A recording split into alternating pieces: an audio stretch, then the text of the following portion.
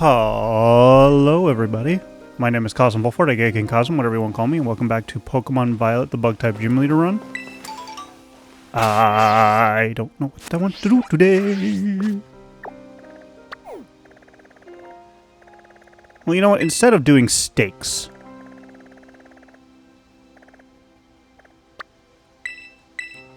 let's finish off the DLC, shall we?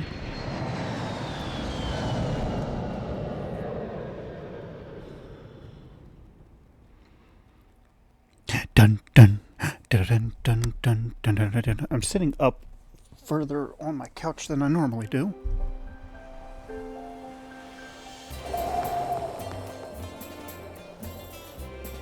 I've lost control. Oh, okay. Cutscene. I thought like my controller full on died. This way, everyone.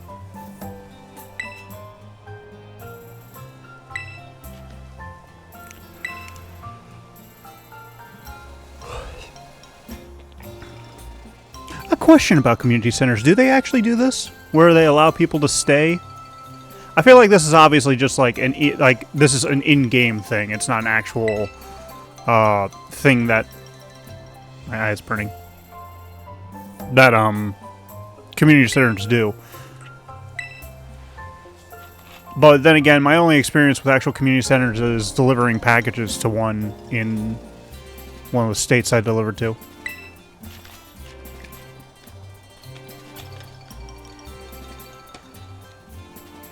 All that in Big City Greens, because that has a community center as a type of plot location. Setting, that's the word I'm looking for.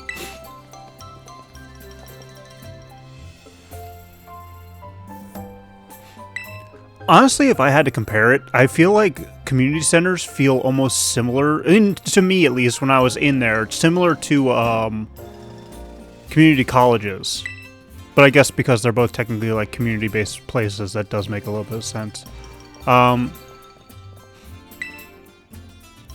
That's a weird thing to think about, doesn't it? Community college, basically, based on how what the words mean, community college would technically mean that anybody from the community could enter into it. Is that what freaking the school in Paldea is? A community school?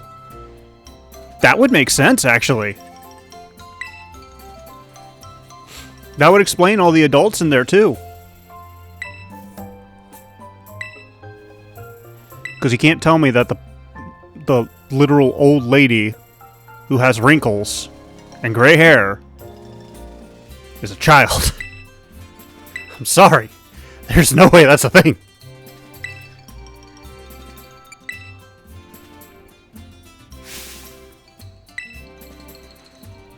Like, you can't Benjamin Button us on this one. That's a child. But,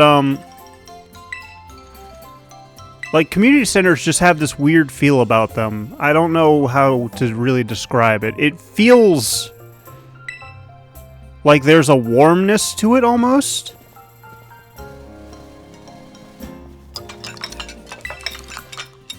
Like, it has this...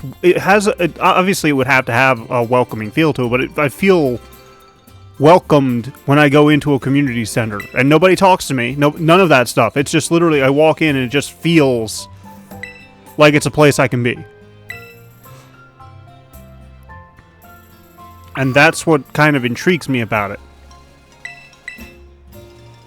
Because I haven't really been to too many community centers, if any. I've been to a community college. I've been to technically 2 different community colleges, but they were the same college. Like, it was, like, where I went to community college was actually a satellite of the actual college itself, which was located in a different city. And unfortunately, with how the schooling was, I had to take a class over there, and I'm just like, no, please, just let me... no.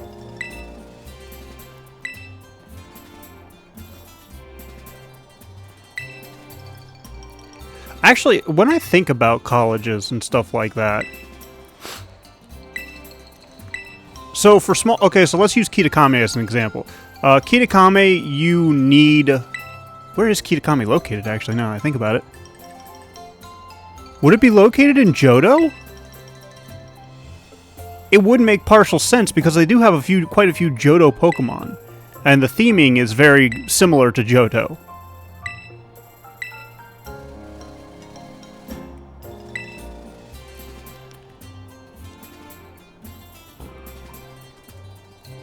Like, for Johto, if I had to compare it to something besides what it's actually based off of, I would compare it to what I've seen, to photos I've seen of Japanese countryside or Japanese farmlands. That's what Johto feels like to me, and Kitakami kind of gives off the same feeling. Even the name does, to be honest. But with stuff like... I'm sorry, I'm yawning a lot. My neighbors decided to be jerks. I can't say if it's my neighbors or not because I don't know for certain. One of my neighbors does run a babysitting service, so it might have been one of the parents dropping off the kids. But the music, they played music out of their car extremely loud to the point where it set off my dogs, who were in their crates like 3 rooms down. So that should tell you how loud the music was. I could hear it because my bedroom is closer to the driveways. But my dogs shouldn't have been able to hear it too much. But they did.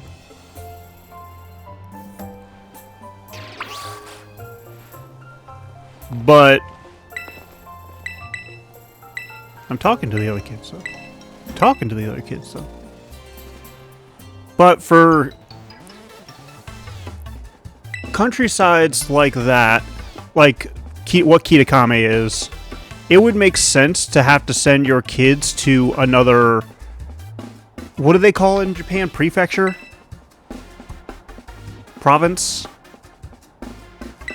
It might be province. I'm only half paying attention to the story because I did it for my Pokémon Scarlet Teal Mass DLC, which is still going on, by the way. Please watch it. It's been a fun series. But,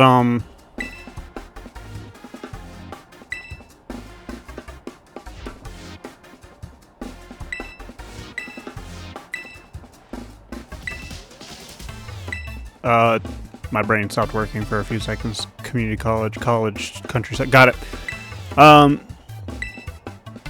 For the countryside, it makes sense to have to send your children to another county, province, whatever you want to call it.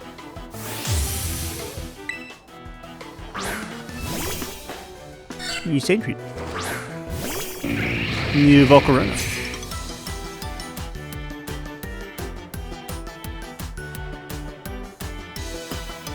This will not be awesome for long. I apologize. I apologize in advance.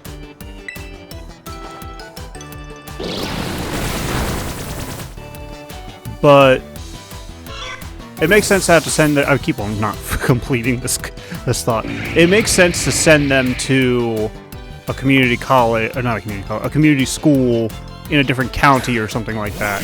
Because homeschooling, as somebody who's gone through homeschooling is not for everybody. The parent needs to put a lot of effort into making sure that the child is schooled. Tutors are expensive. And overall, it's just... There's a lot going on into it to ensure that your child gets properly educated. So, I can say for a fact, homeschooling is not for everybody. It just so happened to work out for me. I love the shine they gave Yama's eyes. So obviously the reason that Kieran and Carmine are sent over to a different school altogether in a different region is because it's easier for them. I can't imagine schooling would be too expensive in the Pokemon world, to be honest. Considering, like, battling a simple trainer gets you $600. Like, literally in the first route, battling a basic trainer, on average, nets you about $200. 200 Poké Dollars, but I'm just calling it dollars for simplicity's sake. In fact, when you think about it, until literally this game, I think, it's super difficult to figure out, like, the actual exchange rate of what a Poké Dollar is versus what a dollar amount is. At least for those of us in the States who use dollars. Do Canadians use dollars? I've been talking to some Canadian people recently. I've been curious about that. I don't think they'd use a euro. I think euro is only European. I could be wrong, though. If I'm wrong, please correct me down in the comments down below nicely. But what I'm curious about... I want to go over there and see something, actually.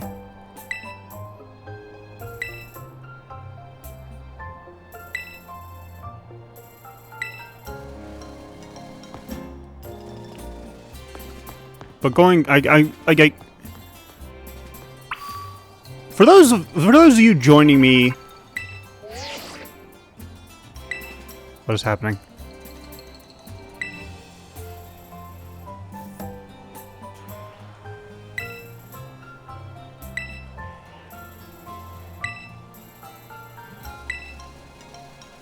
Oh, I've reached the threshold in order to do the Blueberry Academy. Got it. So now we can start that DLC too if I want. But I'll do it in order, just for everybody's sake. Because I know in my Scarlet version, I'm bouncing all over the place. Between catching legendary Pokemon, doing barbecue quests, and trying to... My neck just started hurting. Trying to... Oh, it's here already! Wait. It looks like it. I can't zoom in.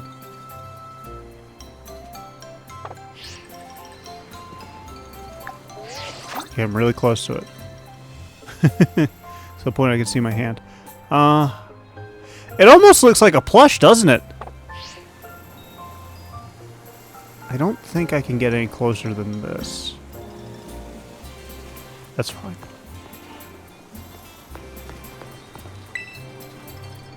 Dusty old decoration of some sort mixed in with all the daily goods and things. Okay. And I have the thing to start that, but I have to beat the DLCs for it. But, like I was saying, for those of you wondering and joining and just wondering why I'm talking about a random topic, Pokemon does tend to do that to me. It's a combination of things where, number one, my brain... I obviously have ADHD. That should be obvious to everybody around. I didn't fight any of the trainers, really, in my Scarlet version, so let's fight some trainers. Make this a little bit more interesting. I'm just going to absolutely destroy them. I'm so sorry.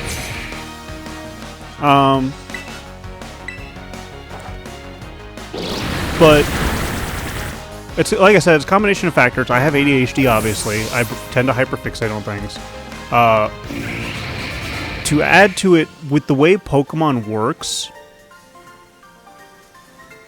if I have known or experienced things, or I'm in a lull from the story, you know, like a break from the story where I'm just like, right now, running around and looking at the sights, my brain kind of... That is a very unnerving sight, to be honest. A snake crossing the road like that. Although I do love the fact that Ekans is, like, right now, I'm just I'm just going on a tangent again. But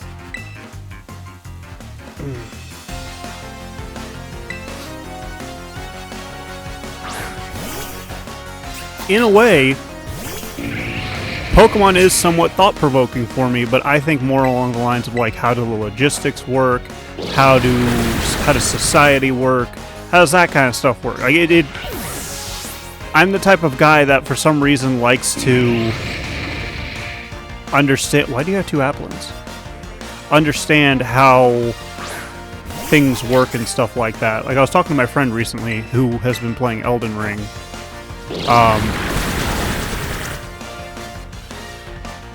And I was explaining to her while she was playing Elden Ring about Starfield and how, as I got to understand how the game works and how the game plays, I started liking playing it more and I wanted to keep playing it more.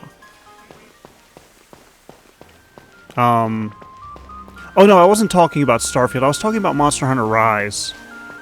Because with the way Monster Hunter Rise is, the end game, once you reach a certain point, you start farming specific types of monsters.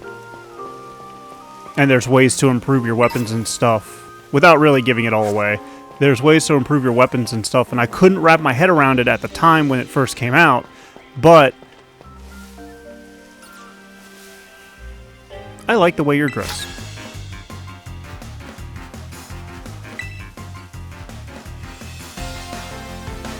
It's a nice casual feel. It's a delinquent feel. I was about to say, like, it looks like a delinquent outfit. And quite honestly, I do kind of like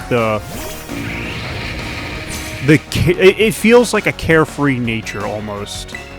Once again, a random tangent. Like, it's a carefree nature. You don't care how society looks at you. It's just what you want to wear. But I was telling my friend, like, I now know how this game works. I know how this feature works. I understand it. I'm having fun playing it again. And I want to keep playing it again because I want to keep using it.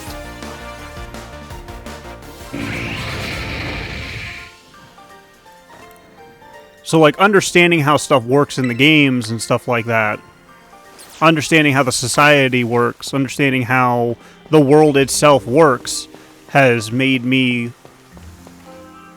I thought somebody was talking to me. Has made me want to understand the game even more. Thus, it means that I start questioning things in other games. I start wondering, like, okay, how's the currency work? Okay, how do people interact with each other? Are you a trainer? Rotom.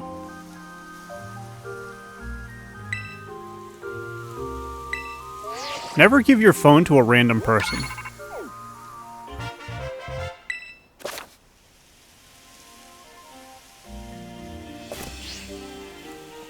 Didn't I get that from somewhere else in the Scarlet version?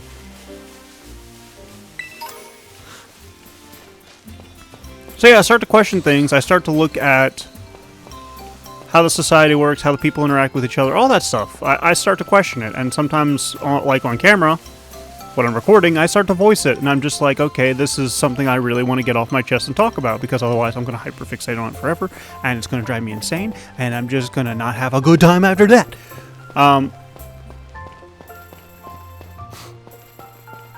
But that's why I wanted to tell you, I wanted to, like, explain it. Like, y'all probably figured it out already, and if you did, you're really smart, and if you're not, that's okay. Like, if you didn't figure it out, that's fine, too. But, like, I wanted to explain it because, well, it goes back to the understanding thing. Right now I'm looking for items. Like, if you understand something, it's a lot easier to either enjoy it, go through with it. Just understanding leads to a lot of... How do I want to put this? Understanding leads to progress. Whether the progress is good or bad is subjective almost.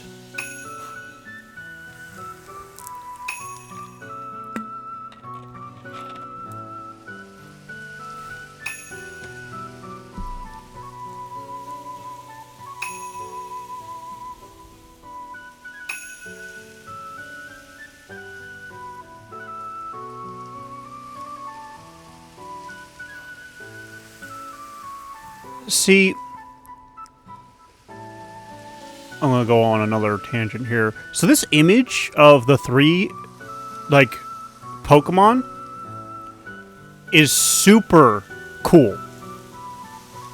Like, it's accurate. It's almost like a one-for-one, not exactly a one-for-one accurate representation, because I'm pretty sure Okidogi is a little bit bigger than what he is in the picture. But it's a pretty like, close and accurate representation of them. And then you got the one for Ogerpon, and it's just... It's slander, almost.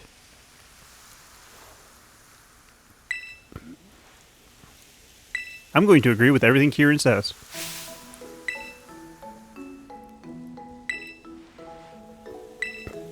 Like, it's defamation, that's the word I was actually looking for. Like, they're... This is why I hate a lot of history books, to be honest, because it always paints... well, not always, but, like... The rule of history is written by the winners is super stupid. In my mind. Like, I feel...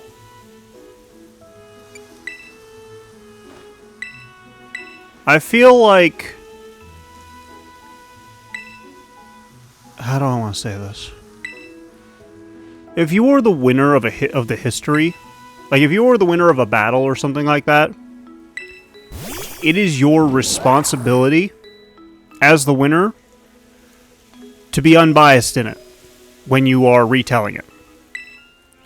I get that that's not how history has worked in the past. This is just my honest opinion.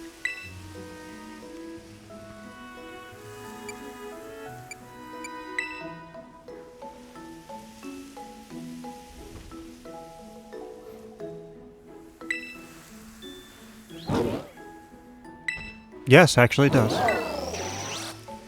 But... like, imagine how much of history... okay, so actually, let me say it this way. Imagine how many people would have a wider view of the world. Like what's the word I'm looking for here? Somebody help me out. Somebody like comment down below. Tell me what I'm trying to think of here. The word basically means like you understand more of the world around you, and you are more enlightenment. Like imagine how many more people would have a more enlightened view of the world. Not like the full on like Buddha enlightenment, but more along the lines of like, this is the reason side A attacked side B, or this is the reason side A and side B were fighting. Side B won for these reasons, side A lost for these reasons. Where's the next one I gotta go to?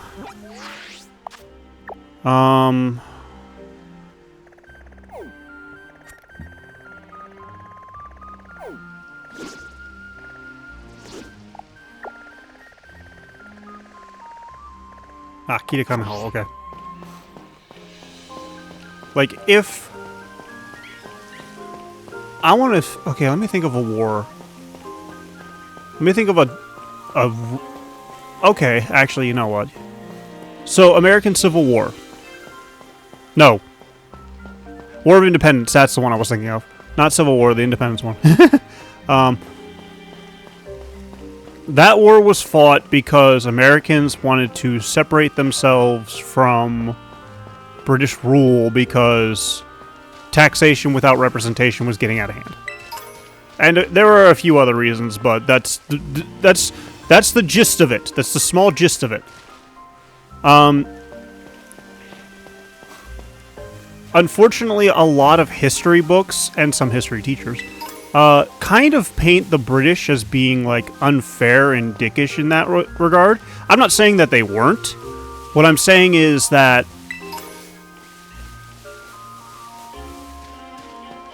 it's unfair to British people to kind of, like the British people of the past, to kind of say it was only because of these reasons, because it wasn't just only because of these reasons. The issue is, for the longest time, British rule was all, like, damn near absolute back then. It was the biggest power, well, not the biggest power, but one of the biggest powers of the planet, like of the globe at large. And this was causing, like, obviously, because like Australia exists because it was literally a British penal colony.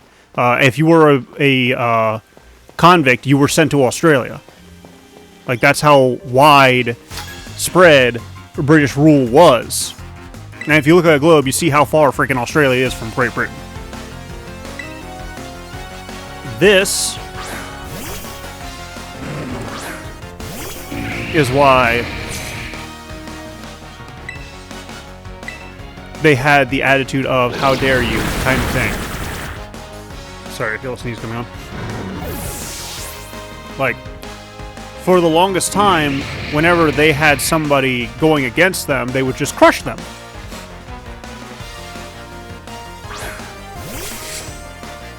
It's like modern day humans with ants. If an ant bites you, your immediate instinct is to just squash it.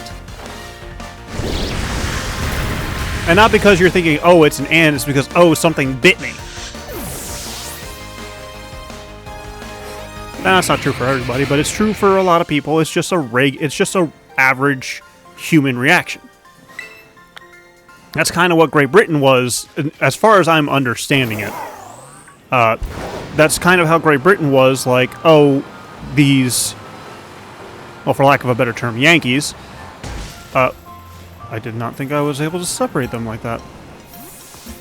These Yankees are going against our rule and not sending us our taxes and stuff like that. And thus, we have to penalize them. Because it's kind of what's going on with modern day Americans and anybody who has to do taxes, like across the world. If you don't pay your taxes, your government comes after you in one way or another and punishes you for it. That's basically what was happening with the War of Independence and stuff like that, or at least what started it.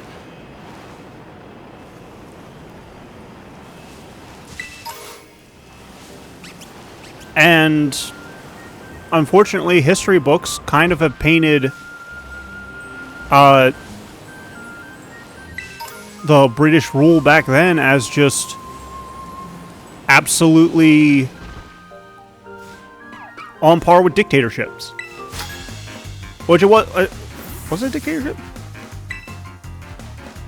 I think it was more of a monarchy back then.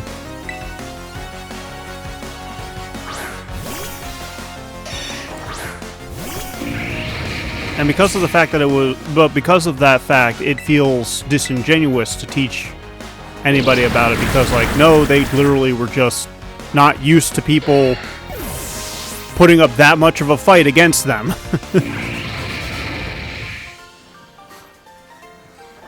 Like, yes, they wanted their money and shit, but, like, it was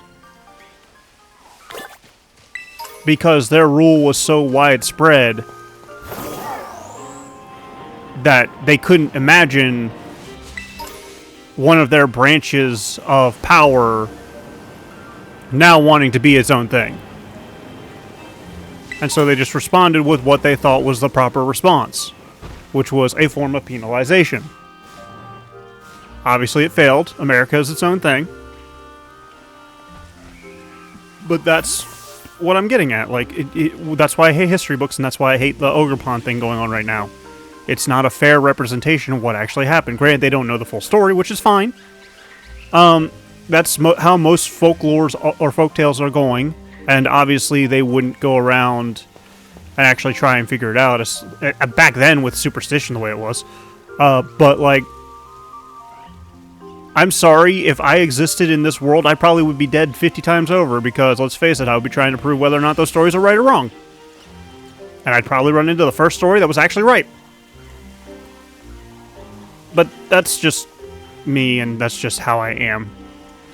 But I am going to call it here. I'd like to thank you all so much for watching this video, and if you liked it, please leave a like, and don't forget to subscribe to my channel, that way you see more content like this in the future.